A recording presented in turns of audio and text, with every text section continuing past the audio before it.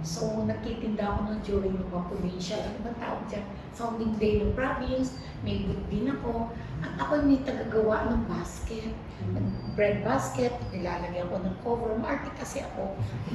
Nananahi din ako nananahi ng pajama, punda namin. Kasi sayang pa akong bibili ako, kaya ko naman mag-tutupi. So, after nun, hindi kami sinuwerte. Sabi ko sa asawa ko, parang hindi ito sa atin. So, nag-concentrate kami sa uway. Meron kami permit galing sa DENR. So, nagdadala kami ng uway sa Angeles, Pampanga. Tapos yung pa namin doon, lagi naman kaming inutang. Sabi ko, parang hindi tayo yaman. Kasi may mga middleman. So, yung middleman, hindi naman i-deliver lahat yung pera. Tapos, nagpapalabas kami ng pera sa mga gatherers. Ibig sabihin ng gatherers, may mangyan, may Tagalog, akit sa bundok para kumuha ng uway. Yung uway na totoo, kung paglabas ko ng bangko, pumunta kami sa Gloria, inaantay ko hanggang 12 o'clock midnight, doon sila nagbababa ng kanilang mga uway. Ang mga uway maraming klase, may cigarette size, merong finger size, may 1/4, may ganyan. Pero sabi ko, talaga ano kuya? So, doon ako nag-start. Although sa palay, okay din. Yung pinapagawa namin ng sariling bahay, galing sa katas ng palay. Yung sa negosyo namin, galing sa katas ng paggang. May naging kaibigan ako, yung nag-develop ng pamahay subdivision sa Kamigmin, engineer. Sabi niya sa akin, gusto mo magkakot ng buhangin dito? Sabi ko, oo. Gravel, kuha ako ng permit sa BTI, nag-7 gravel ako. Tapos doon ako nag-deliver. Tapos gumawa na rin ako ng RCPC, cover. Tapos sabi ko, bilhin mo ko ng truck. Bilhin mo ko ng tigot. Saka ako ng pera. May pera ako. Ano nga, ba't talaga pera? Ay, nag-aakot ako dyan sa subdivision. So doon ako nag-start. Start muna ako sa sand and gravel. So lahat ng nagawa na, basta ito yung magkakapera ko, bila ako biling truck. Tapos lahat ng truck ko, dilagyan ko ng radyo. Yung may base ba, na kahit sa nandun malayo, ang tawag ko lang sa kanila, kung anong plate number ng truck, yun lang ang sasagot sa 757, 767, 144, 48, to ganyan. Anong karga mo? Ay, karga ko nga ibuhangin. Ano yan? Pampinis o pantambak? Pampinis po. O sige, dalhin mo na dito. Service kasi.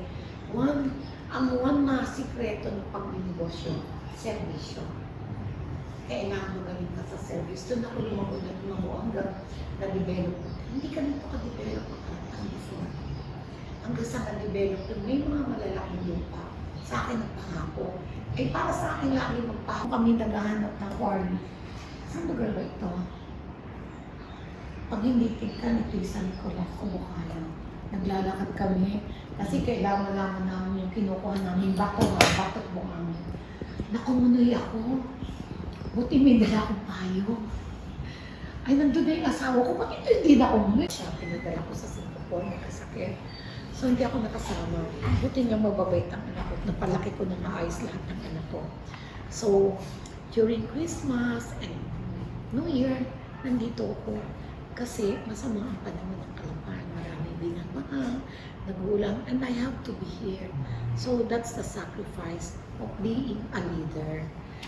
Mga anak ko naman dati, nung ako hindi pa mayor, every Sunday, lagi nasa bahay namin, mula morning hanggang gabi. Pero nung maging mayor ako, nag-iba na. Pero still, pagka-private occasions, nandun pa rin ako. Kaya lang, bilang half day, basta nandun pa rin ako. Kaya lang tulad nga nung, in my 45 years, kasal namin mag-asawa, noon lang kami nagkahiwalay last year. Kasi masama ang panahon sa Kalangkayan. I have to be here. Mayroon kasi pag wala, hahanapin ka. At naintindihan naman ng asawa ko. Sabi nga ng asawa, pupunta ka ba dito? Oo, alis ako ng 23. Hanggang kailan ka dito? Alis ako ng 24. Ba't ka papaparito ka na pupunta dito? Tsaka na lang sa mga anak, may nandyan nga anak ko sa iyo kasama. Hindi, anak mo ng lungsod ng Kalapan. Natawa naman ako. At ang aking asawa ay nakakapagka biro pa. Pero natutuwa ako at kasama ko sila sa aking magandang layunin para sa Kalapan.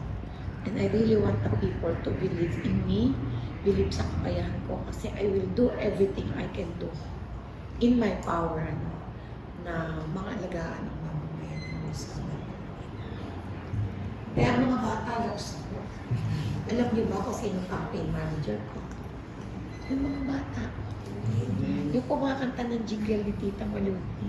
Malu, tsaka yung... Sila nagsasabi sa akin na, mga mother, boto mo pet, Malu. Kaya nakakatuwa na hanggang ngayon, malapit naman talaga ako sa mga bata.